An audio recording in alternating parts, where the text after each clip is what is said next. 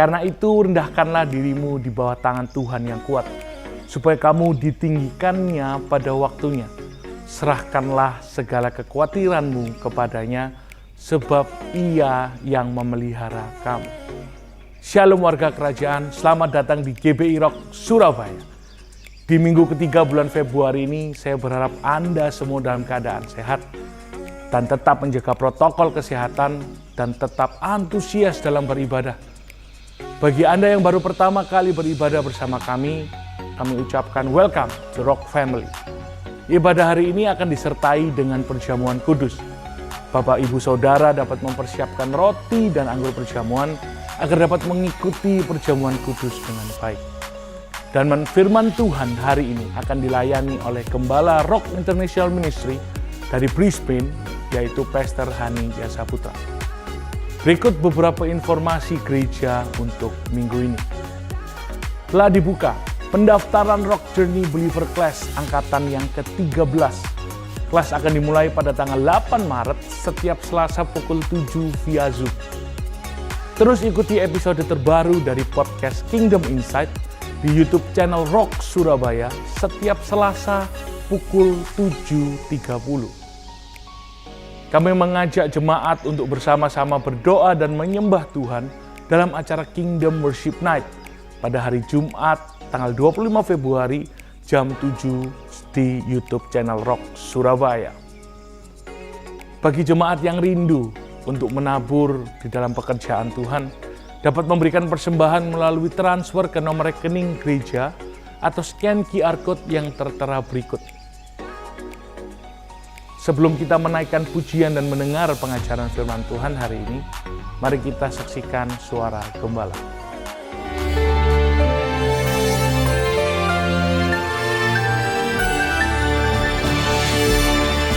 Kita sampai pada minggu ketiga Februari 2022 dan inilah suara Gembala dari Lembah Pujian Denpasar. Kita melihat tema kita adalah Surrender to the King. Banyak orang tidak mengerti bahwa Tuhan adalah Raja Sorgawi yang berkuasa atas alam semesta. Kita melihat bagaimana orang China pada zaman dulu sudah menyebut dia itu yaitu Sangti. Sangti itu adalah Heavenly Emperor. Dalam Mazmur 2 ada 3 golongan orang. Yang pertama adalah orang yang memusuhi Tuhan. Dan mereka disebut the nations, bangsa-bangsa. Tentu saja saudara ingat tentang United Nations, UN. Jelas sekali saudaraku, bagaimana sangat anti Israel yang dipilih oleh Tuhan. Dan melawan semua agenda pada Tuhan, pro-LGBT, pro-abortion, dan sebagainya. Di Amerika kita bisa melihat 2 golongan, yaitu Demokrat dan Republikan. Ya, Republikan yang masih percaya Judeo-Christian value ataupun kebudayaan. Yang satunya sangat melawan. Ya, bahkan kita mendengar ada peraturan aneh daripada pemerintah Kanada. Kalau orang itu berusaha untuk mengembalikan LGBT jadi normal, maka dia melanggar hukum dan bisa terkena tuntutan hukum.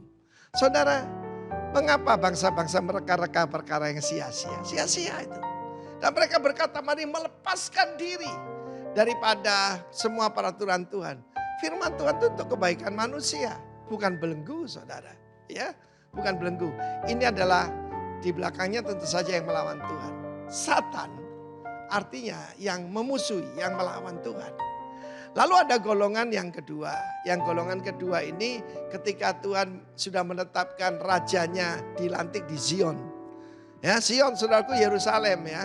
Bukan yaitu Washington DC, juga bukan Paris, ya, bukan juga di negara-negara lain saudaraku.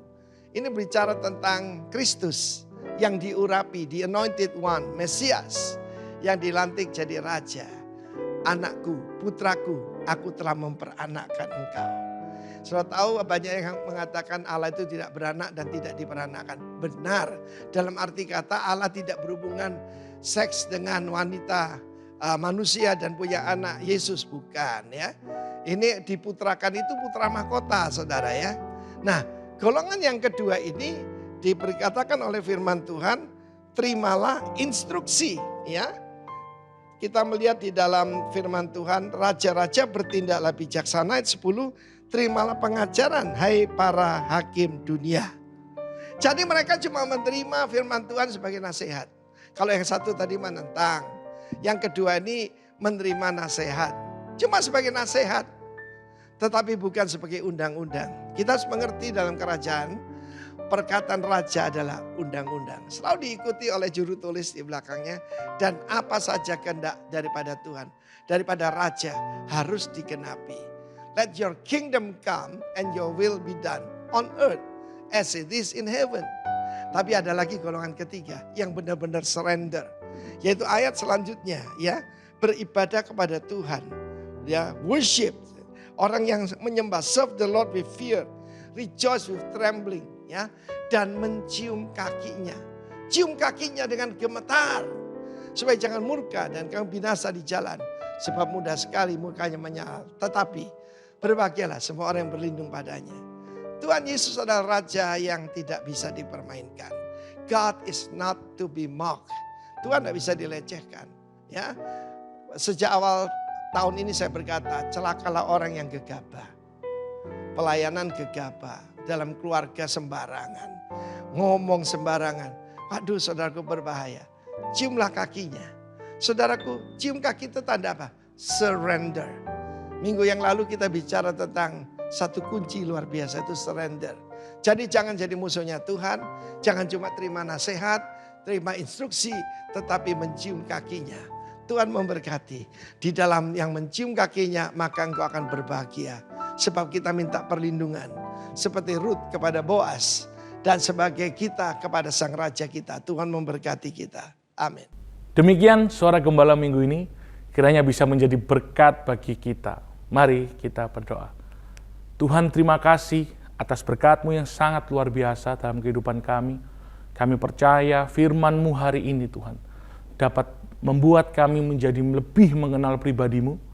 Dan biarlah kami semakin berjalan sesuai dengan kehendak-Mu. Ubah pikiran kami, ubah perilaku kami, sehingga kami semakin menjadi serupa dengan Kristus. Hanya di dalam nama Tuhan Yesus Kristus yang siap untuk mengikuti ibadah, sama-sama katakan, amin. Selamat beribadah. Terpujilah nama Tuhan. Tuhan menjadikan hari ini hari yang berbahagia. Mari puji Dia dengan segenap hati. Haleluya. Mari tepuk tangan dan bersuka cita bersama.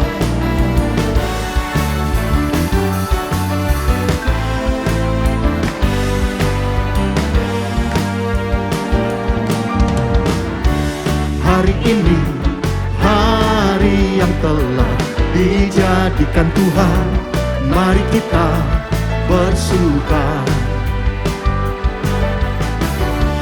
Hari ini hari yang telah dijadikan Tuhan.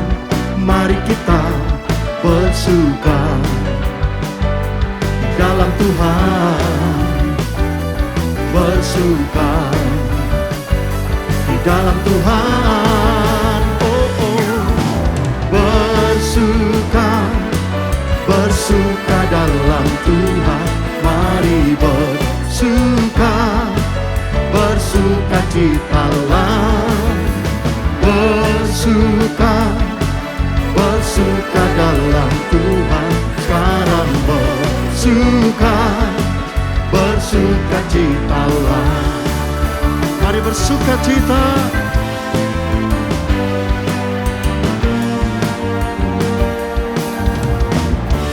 Hari ini hari yang telah dijadikan Tuhan. Mari kita bersuka. Oh, oh, oh, oh. Hari ini hari yang telah dijadikan Tuhan. Mari kita bersuka di dalam Tuhan. Bersuka dalam Tuhan. Oh, oh. Bersuka, bersuka dalam Tuhan. Mari bersuka, bersuka citalah. Bersuka,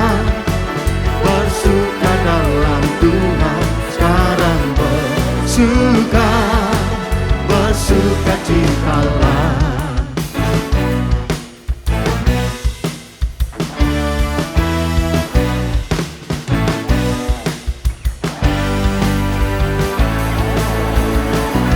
Hanya Dia yang layak ditinggikan, dimuliakan, dan diagungkan.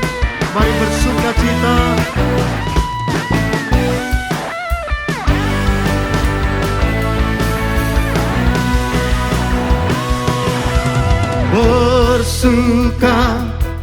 Bersuka dalam Tuhan.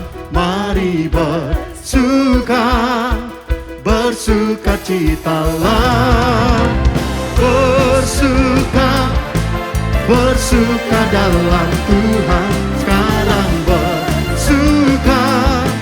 bersukacitalah.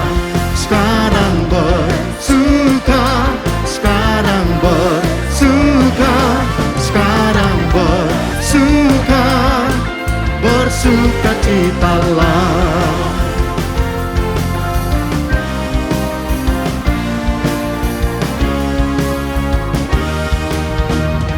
Berikan tepuk tangan sorak-sorai bagi Tuhan Allah kita.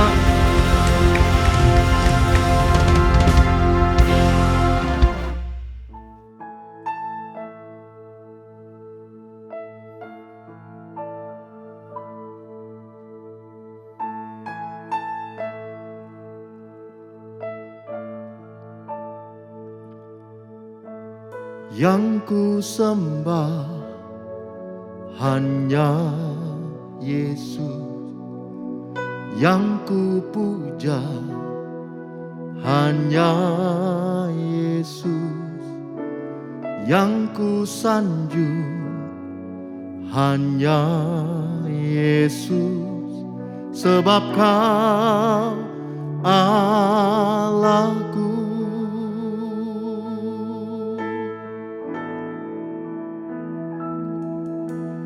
Yang ku sembah hanya Yesus, yang ku puja hanya Yesus, yang ku sanjung hanya Yesus, sebab Kau Allahku.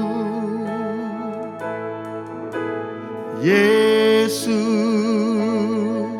Kau Allahku. Yesus, Engkau Tuhanku. Yesus, Engkau Rajaku yang turun ke dunia.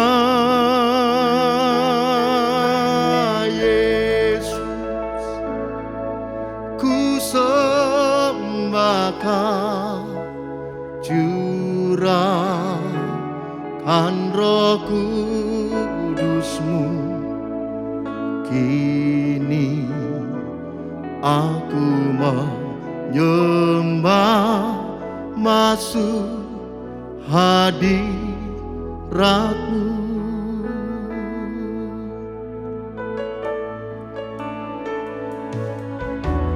Yang ku sembah hanya Yesus, yang ku puja hanya Yesus, yang ku sanjung hanya Yesus, sebab Kau Allahku.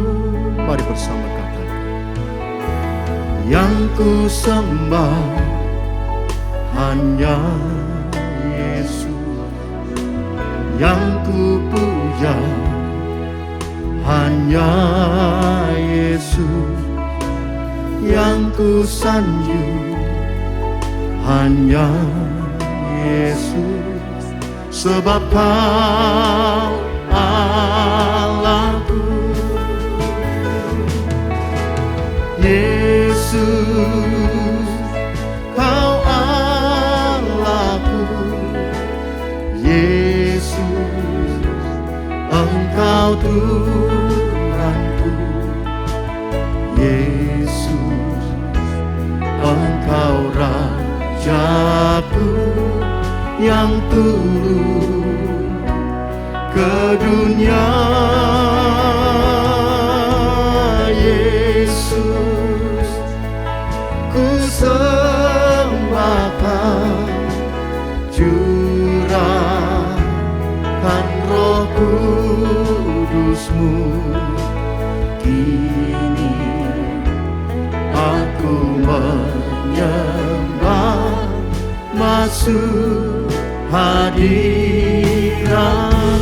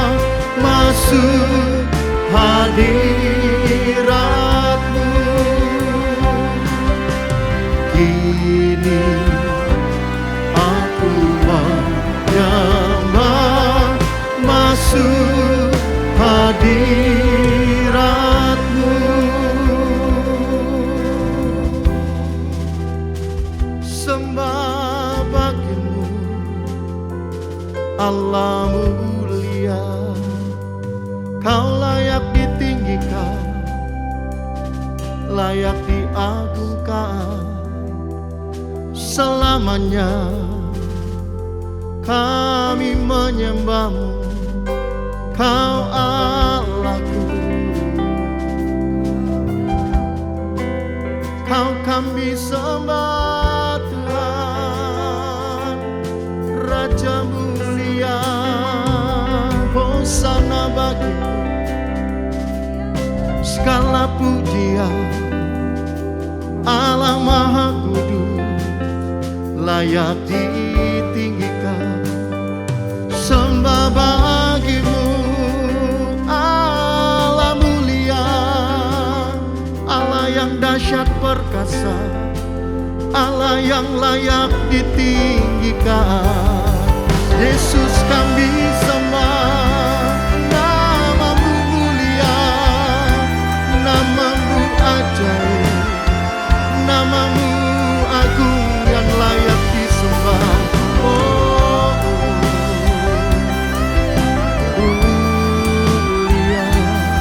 mulia nama-Mu, mulia nama-Mu. Hosana bagi-Mu,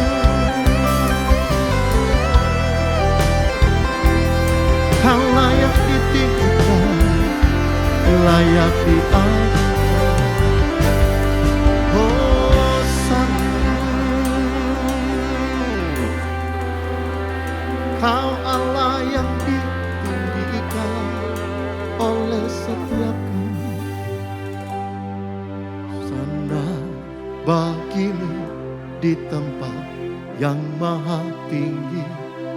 Hosana bagimu Yesus di tahta maha kudus. Ku memuji-Mu selalu, ku sembah Kau selamanya. Sungguh Yesus, ku cinta padamu. Mari jemaat Tuhan percaya kata Hosana bagimu di tempat yang maha tinggi. Hosana bagimu Yesus di tahta maha kudus. Ku memuji-Mu selalu, ku sembah Kau selamanya. Sungguh Yesus, ku cinta padamu. Mari yang percaya, mari bersama katakan bersama. Hosana bagimu di tempat yang maha tinggi. Hosana bagimu Yesus di tahta maha kudus. Ku memuji-Mu selalu, ku sembah Kau selamanya. Sungguh Yesus, ku cinta padamu. Mari dengan segenap hati, mari katakan Hosana bagimu di tempat yang maha tinggi. Hosana bagimu Yesus di tahta maha kudus. Ku memuji-Mu selalu, ku sembah Kau selamanya. Sungguh Yesus, ku cinta padamu. Sungguh Yesus, ku cinta padamu.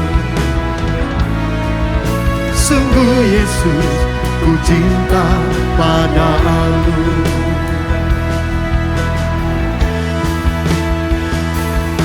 Kami sungguh bersyukur Tuhan.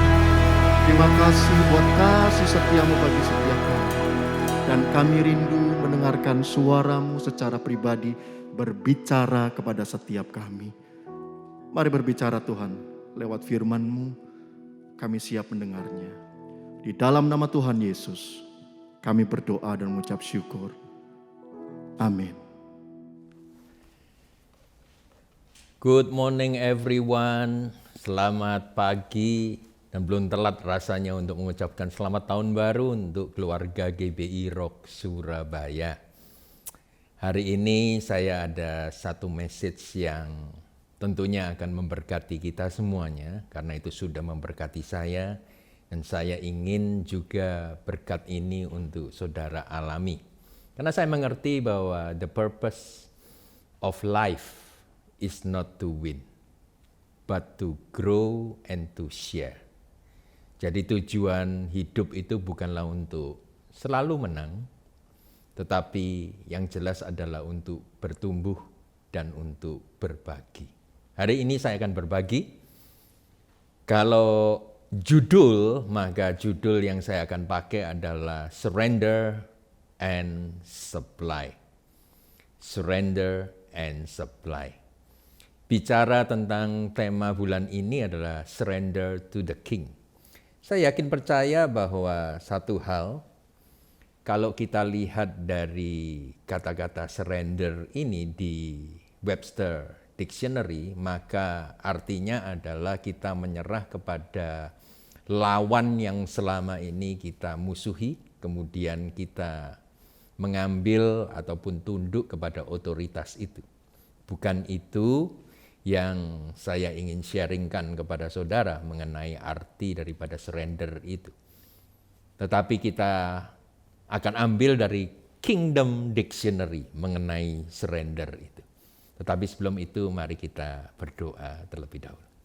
Bapa yang kekasih, dengan hikmat-Mu Tuhan, kiranya Engkau berkati kami hari ini dengan kebenaran-Mu. Dan biarlah kami bisa mempraktekkan dan lebih percaya lagi bahwa Engkau ada di dalam kami dan kami ada di dalam Engkau. Dalam nama Yesus. Amin. Matius 11 ayat 28. Yang berkata demikian, marilah kepadaku semua yang letih lesu dan berbeban berat. Aku akan memberi kelegaan kepadamu. Nah, disinilah kata-kata surrender itu saya ingin pergunakan. Di sana dikatakan undangan Yesus, marilah kepadaku, maka aku akan berikan kepadamu kelegaan.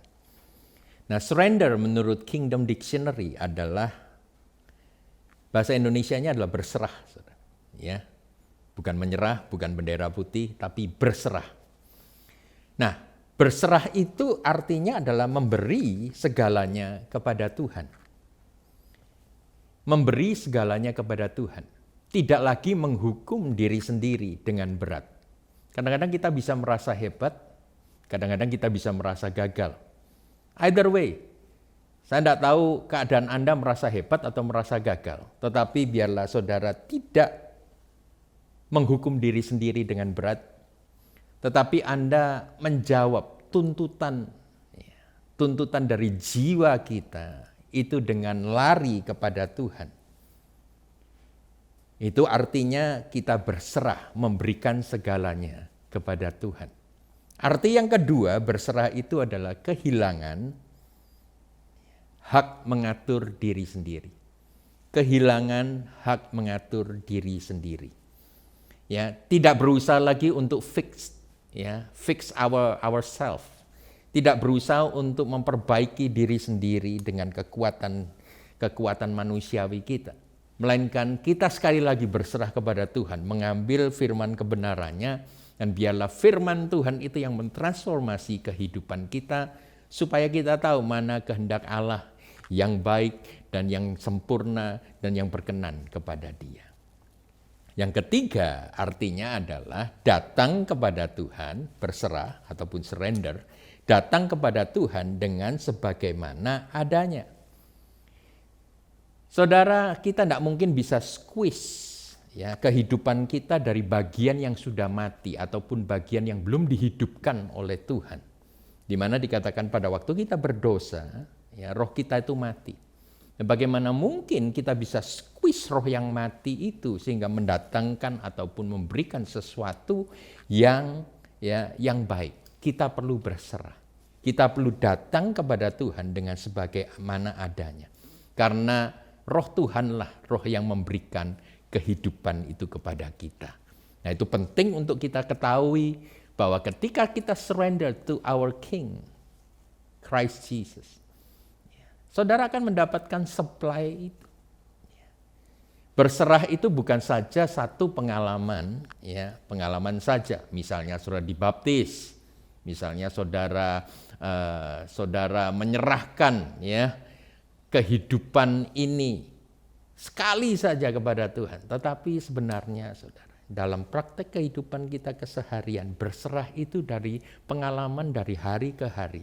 Dari satu peristiwa ke peristiwa yang lain. Kita berserah.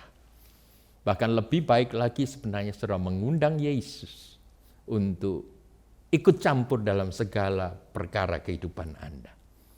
Matius 11 tadi, ayat ke-28 tadi mengatakan, marilah kepadaku engkau yang letih lesu dan berbeban berat.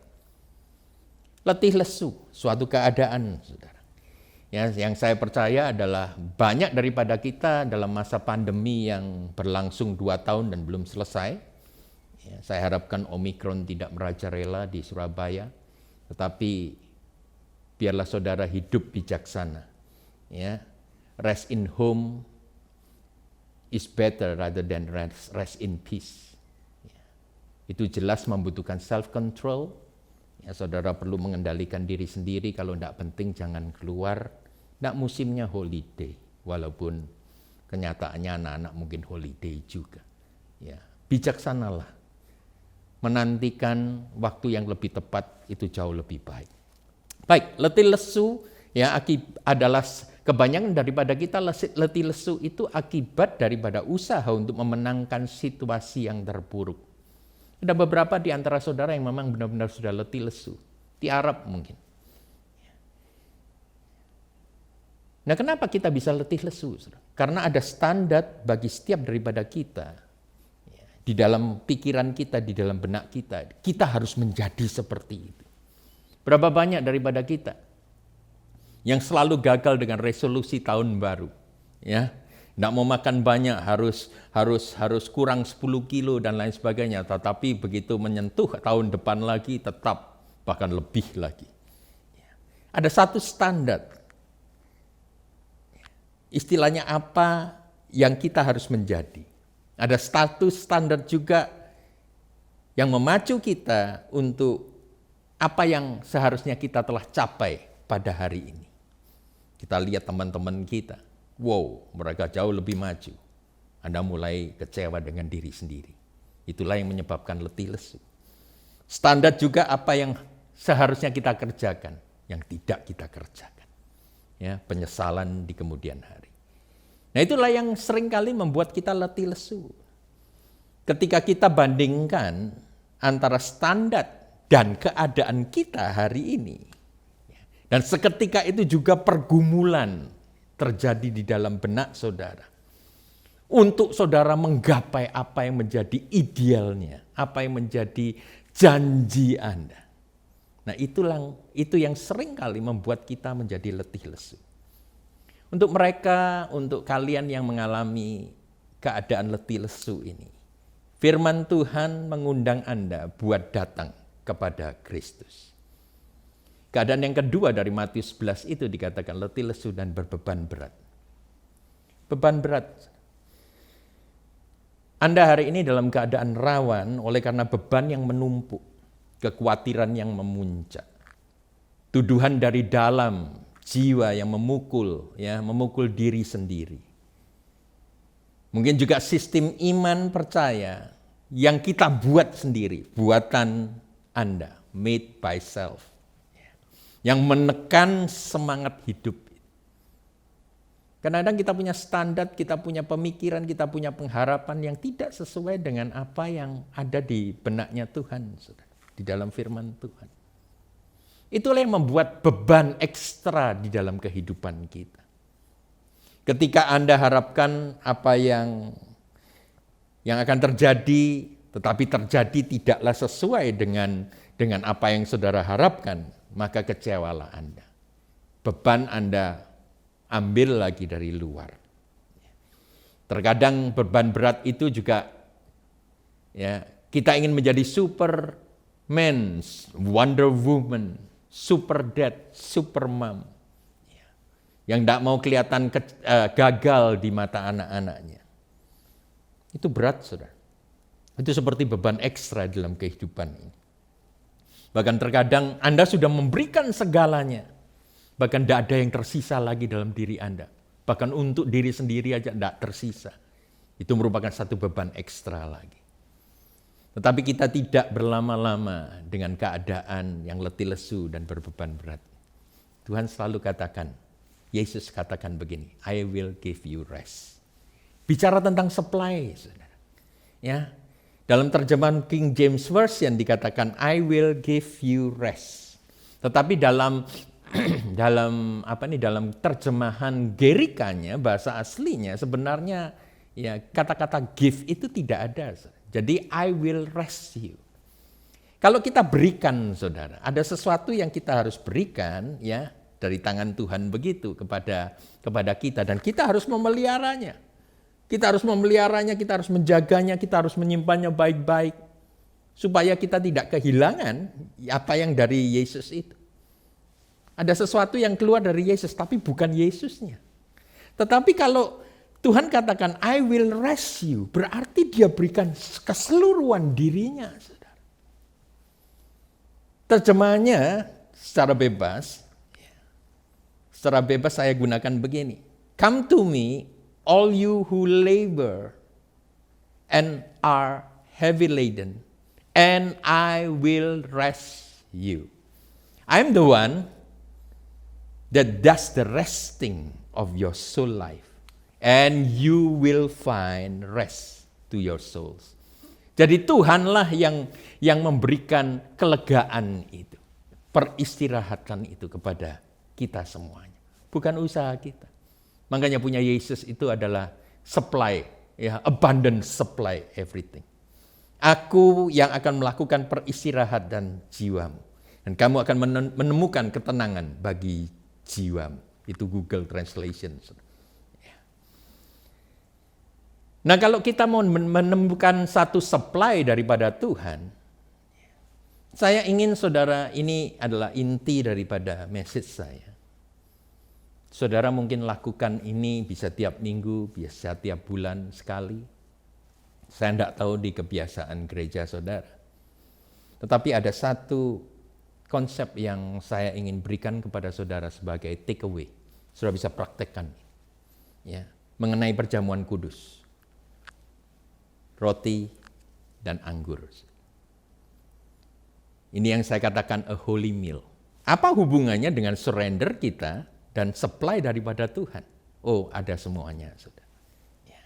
Saya akan gunakan satu ayat lagi, 1 Korintus 11 ayat 24-26, saya bacakan. Dan sesudah itu ia mengucap syukur atasnya, ia memecah-pecahkan dan berkata, inilah tubuhku yang diserahkan bagi kamu.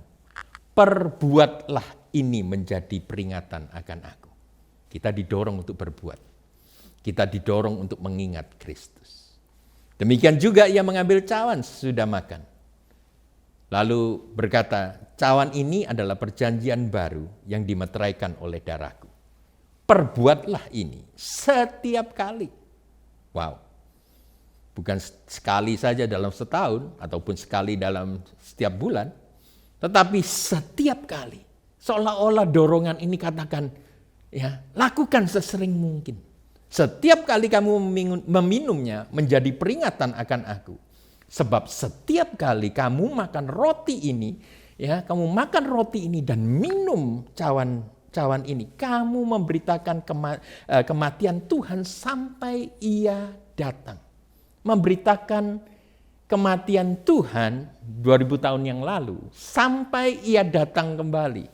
Berarti ada satu time, ya, satu jarak waktu di mana kita hidup di dalamnya. Saya bisa bayangkan perjamuan kudus ini diberikan kepada kita semuanya. Tidak kalah penting dengan Matius 28 dikatakan pergilah ke seluruh, ya, ujung bumi.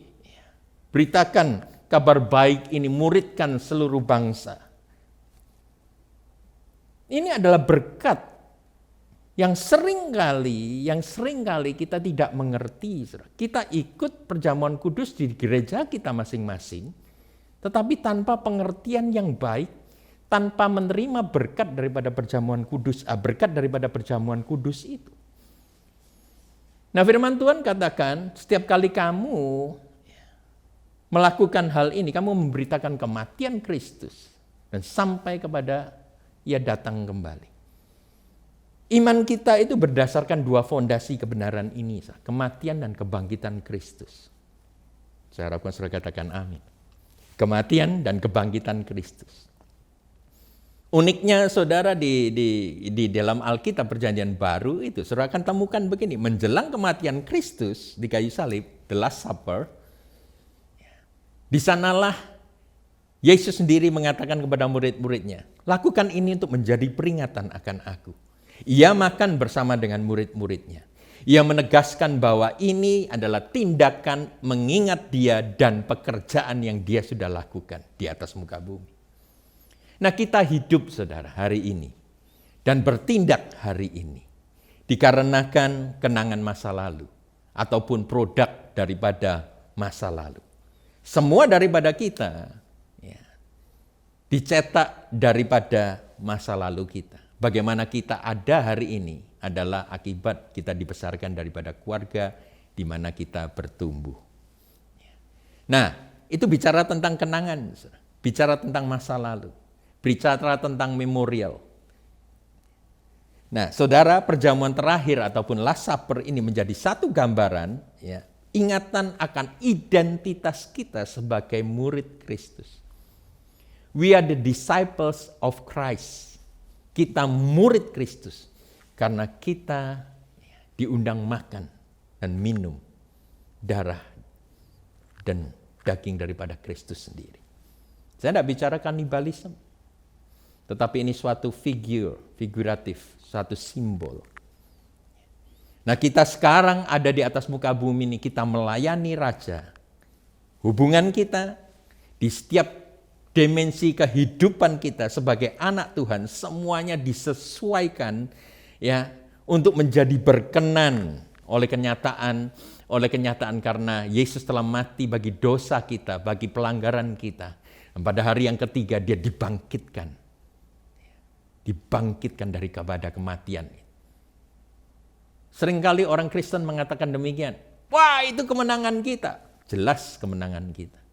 Tetapi the purpose of life is not to win, but to grow and to share. Itu penting untuk saudara masukkan dalam sanubari saudara.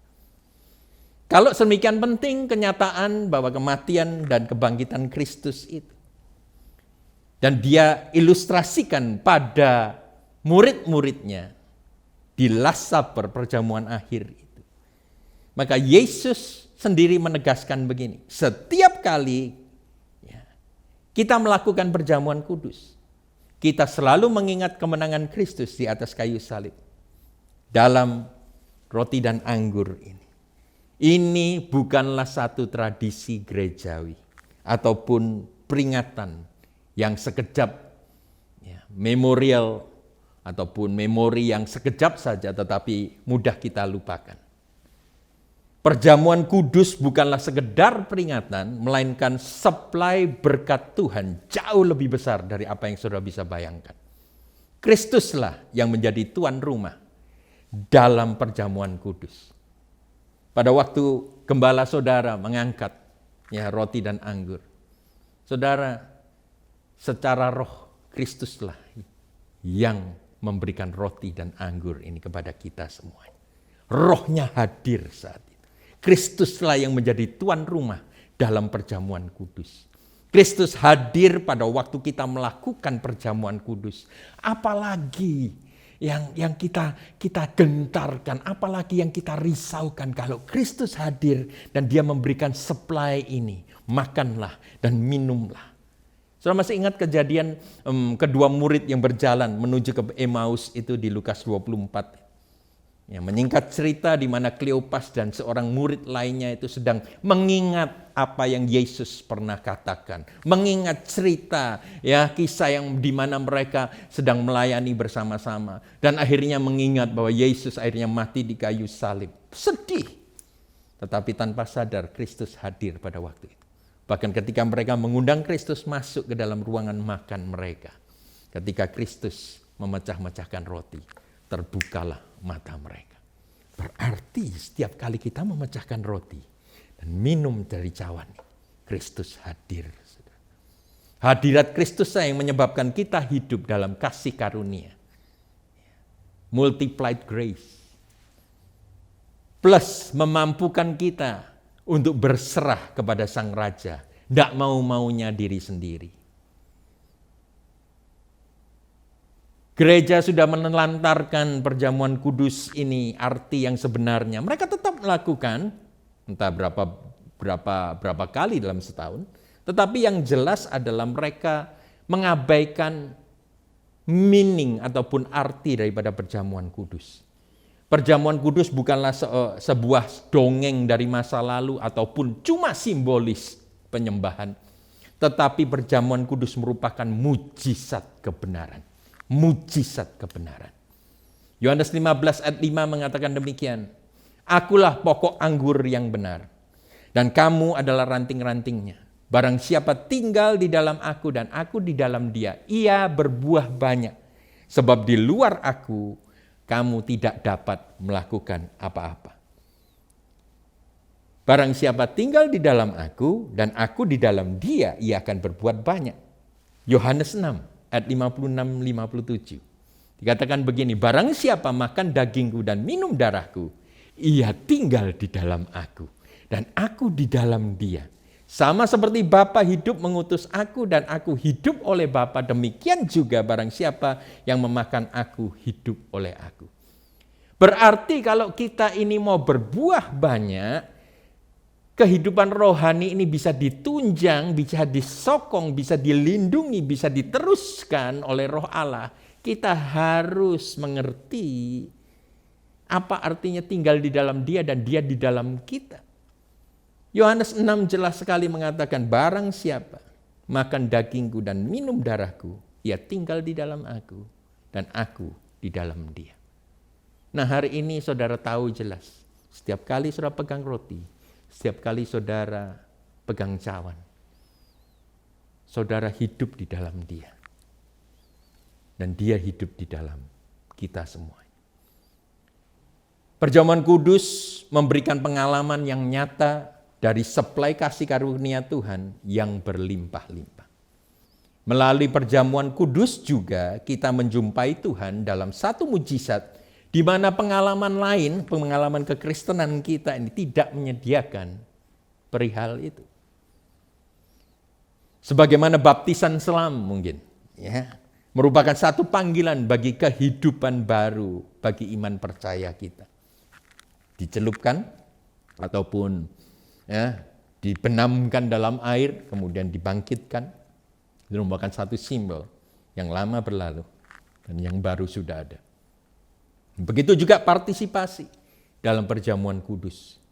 Dengan pengertian yang benar dan keyakinan yang kokoh, berdasarkan firman akan memberikan satu mujizat bagi pengikutan kita akan Kristus. Ada dua kesaksian yang saya ingin berikan kepada saudara, banyak sebenarnya melalui Holy Communion. Baru-baru ini saya dan istri dan saya mengambil booster ya, yang ketiga. Yang ketika booster dengan Moderna itu saudara, ternyata cukup keras juga. Dan pada waktu hari menjelang malam, menjelang tidur saudara, istri saya mengeluh, kok ada penjolan di lehernya. Mungkin kelenjar, salah satu kelenjar apapun, saya tidak ngerti. Tapi dia merasakan pusing kepalanya. Ya, kita doakan sebelum tidur dan jam 3 saya dibangunin. Dia katakan pusing sekali. Ya, pusing sekali. Ternyata benjolannya sudah pindah, saudara. Dan dia merasakan kepalanya itu pusing banget.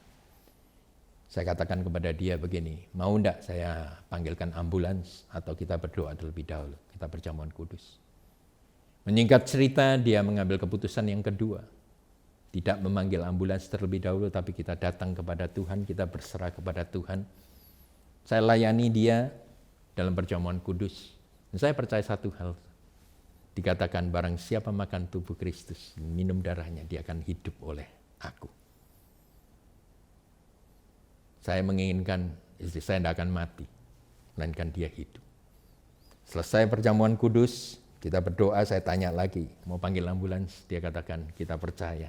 Istri saya katakan, kita percaya. Tidur. Pagi harinya, tidak ada apa-apa. Itu kesaksian yang pertama. Yang kedua, ketika anak bungsu saya, putra bungsu saya yang tinggal di Melbourne, sudah hampir 2,5 tahun, ya, kita tidak berjumpa. 3 kali tiket dibatalkan karena entah Melbourne yang tutup border ataupun Brisbane yang tutup border. Saudara, terakhir ini 2 minggu lalu, di mana dia mau datang ke Brisbane, dia agak khawatir, dia telepon saya dengan kekhawatirannya. Perlu enggak aku datang ke sini? Karena seluruh pekerjanya, ya, di kantor dia, di toko dia itu, semuanya kena COVID. Hanya dia yang belum. Dia sudah agak gelisah karena dia tidak mau nularin, dia bawa germ itu, dia bawa bakteri itu ke Brisbane, menulari keponakannya, si Ben, dan kita semuanya. Saya berikan satu usul kepada dia. Pagi hari sebelum ke flight kamu cek rapid test. Kalau negatif, you go. Nah, akhirnya ya dia ambil rapid test itu dan negatif. Pada waktu dia fly agak malam, pesawatnya malam. Ketika sampai di rumah saya yang jemput, saya suruh dia melepaskan bajunya semuanya, saya cuci, dia mandi, langsung masuk kamar. Tidak ada hak-hakan, tidak ada ranggul-ranggulan. Sudah. Besok paginya saya suruh tes juga, negatif. 5 hari dia di Brisbane, setiap hari tes, negatif. Saudara, saya percaya satu hal, dia sendiri heran. Saya tidak tahu iman percaya daripada anak saya. Tetapi itu iman percaya kami sebagai orang tua. Kami tahu persis ketika kami ambil perjamuan kudus, perlindungan Tuhan ada beserta dengan kita semuanya. Saya tadi bicara tentang memanggil ambulans atau perjamuan kudus. Bergantung kepada iman kita semuanya. Ya. Itu iman saya. Mungkin ada iman saudara yang belum sampai ke sana, lebih baik saudara panggil ambulans daripada semuanya terlambat. Memang benar perjamuan kudus merupakan satu simbol, tetapi juga merupakan satu proklamasi iman kita, ya, bahwa Yesus mati bagi kita, dan Yesus bangkit bagi kita, untuk kita memberikan satu kemenangan. Dan saya percaya satu hal bahwa kita bisa enjoy, ya, surrender. Istilahnya kita surrender our lives to the King. Dan juga menikmati supply daripada Tuhan melalui perjamuan kudus. Saya tidak tahu apakah hari ini ada perjamuan kudus. Tapi setiap kali saudara menghadapi roti dan anggur, biarlah ada satu iman percaya. Ada satu, ya, keberanian untuk saudara mengambil supply daripada Tuhan. Marilah kepadaku, engkau yang letih lesu, berbeban berat, aku akan memberikan kelegaan kepadamu. Biarlah hari ini firman singkat, tapi saya ingin saudara lakukan dengan iman. Akan memberkati saudara dan saya. Tuhan memberkati. Yuk kita berdoa. Bapa yang baik, terima kasih untuk kebenaran-Mu. Biarlah Tuhan kami camkan firman Tuhan hari ini untuk menjadi selamanya dalam kehidupan kami. Karena ini adalah kebenaran. Biarlah setiap kali kami menghadapi roti dan anggur, kami tahu persis. Ya, kami bisa berserah kepadamu. Kami bisa menyerahkan kehidupan kami kepadamu. Dan kami akan menerima supply daripadamu. Terima kasih Tuhan yang baik. Dalam nama Yesus kami alaskan kehidupan kami. Haleluya. Amin. Tuhan memberkati kita semuanya. Haleluya. Amin. Kita akan masuk ke dalam perjamuan dan sekali lagi setiap minggu kita melakukannya. Saya hanya ingin mengingatkan kepada saudara bahwa yes, ini adalah merupakan sebuah kebiasaan, sebuah habit yang baik. Tapi biarlah kita melakukannya dengan understanding, dengan pengertian. Karena kita tahu mengapa kita harus melakukan dan mengapa kita harus mengerjakannya. Tuhan Yesus berkata, lakukan ini untuk mengingat akan aku. Dari minggu ke minggu kita diingatkan siapa kita di dalam Dia. Apa yang Dia sudah lakukan bagi kita dan untuk apa kita menerima semuanya ini. Angkat roti dan anggur yang sudah persiapkan. Mari kita berdoa. Bapa, terima kasih. Ini roti dan anggur biasa, tapi sekali lagi ketika kami makan dan minum bersama-sama, Tuhan, kami percaya akan kuasa yang ada di dalamnya. Kami menerimanya dan kami mau melakukannya di dalam nama Tuhan Yesus yang berkuasa. Angkat roti bersama-sama dengan saya. Demikian kata firman Tuhan, malam ketika Tuhan Yesus diserahkan, Ia mengambil roti dan mengucap syukur dan memecah-mecahkannya dan berkata, inilah tubuhku yang dipecah-pecahkan bagi kamu. Saudara-saudara, bukankah roti yang telah dipecah-pecahkan ini adalah persekutuan kita dengan tubuh Kristus? Amin. Kita makan sama-sama dengan iman dalam nama Yesus.